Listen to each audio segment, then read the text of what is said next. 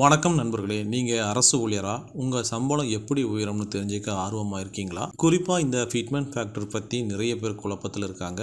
Fitment ஃபேக்டர்னா என்ன, அது உங்கள் சம்பளத்தை உண்மையிலே எவ்வளோ உயர்த்தும், 8வது ஊதிய குழுவில் உங்கள் சம்பளம் எவ்வளோ அதிகரிக்க வாய்ப்பு இருக்குது, இதோட உண்மை நிலவரத்தை இந்த வீடியோவில் நம்ம தெளிவாக பார்க்க போகிறோம். போன ஊதிய குழுக்களில் என்ன நடந்துச்சு, ஃபிட்மெண்ட் ஃபேக்டர் அதிகமாக இருந்தும் ஏன் சம்பள உயர்வு குறைவாக இருந்தது, பணவீக்கம் எப்படி சம்பள உயர்வை பாதிக்குது, எல்லாத்தையும் ஆதாரத்தோட எளிமையாக இந்த வீடியோவில் விளக்கியிருக்கோம். இந்த வீடியோ முழுசாக பார்த்தீங்கன்னா ஃபிட்மெண்ட் ஃபேக்டர் பற்றியும் உங்கள் சம்பள உயர்வு பற்றியும் தெளிவான புரிதல் கிடைக்கும். மிஸ் பண்ணாமல் பாருங்கள். ஊதிய குழுக்கள் அரசு ஊழியர்களோட சம்பளத்தை மாற்றி அமைக்கிறப்ப இந்த ஃபிட்மெண்ட் ஃபேக்டர் அப்படிங்கிற ஒரு எண்ணை பயன்படுத்துவாங்க.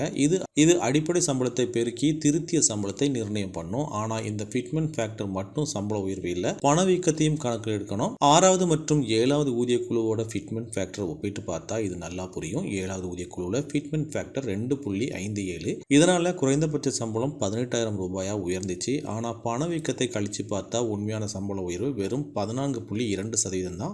ஆனால் 6வது ஊதிய குழுவில் ஃபிட்மெண்ட் ஃபேக்டர் 1.86 தான். ஆனால் உண்மையான சம்பள உயர்வு 54% இருந்தது. சுதந்திரத்துக்கு பிறகு அதிகபட்ச சம்பள உயர்வு 6வது ஊதிய குழுவில் தான் கிடைச்சது. இது எப்படி சாத்தியம்? ஊதிய உயர்வு கணக்கிடும் பொழுது ஊதிய குழுக்கள் ஏற்கனவே இருக்கிற சம்பளம், பணவீக்கம் இது இரண்டையும் கணக்கில் எடுத்துக்கும். மத்திய அரசு ஊழியர்களுக்கு டிஏ கொடுக்கறதுனால அவங்களோட உண்மையான சம்பளம் பாதுகாக்கப்படுது. அதனால ஃபிட்மெண்ட் ஃபேக்டர்ல ஒரு பகுதி இந்த விலைவாசிப்படியை உள்ளடக்கியது, இன்னொரு பகுதி தான் உண்மையான சம்பள உயர்வு. 7வது ஊதிய குழுவோட 2.57 ஃபிட்மெண்ட் ஃபேக்டரை 2 பகுதியாக பிரிக்கலாம். முதல் பகுதி 2.25. இது ஜனவரி 1, 2016 அன்று இருந்த அடிப்படை சம்பளத்தையும் 125% இருந்த விலைவாசி படியும் இணைச்சது. இது பணவீக்க அடிப்படையிலான மாற்றங்களை 7வது ஊதிய குழுவோட சம்பள அமைப்பில் உறுதி செய்தது. 2வது பகுதி அதாவது 0.32 7வது ஊதிய குழு பரிந்துரை செஞ்ச உண்மையான சம்பள உயர்வை குறிக்குது.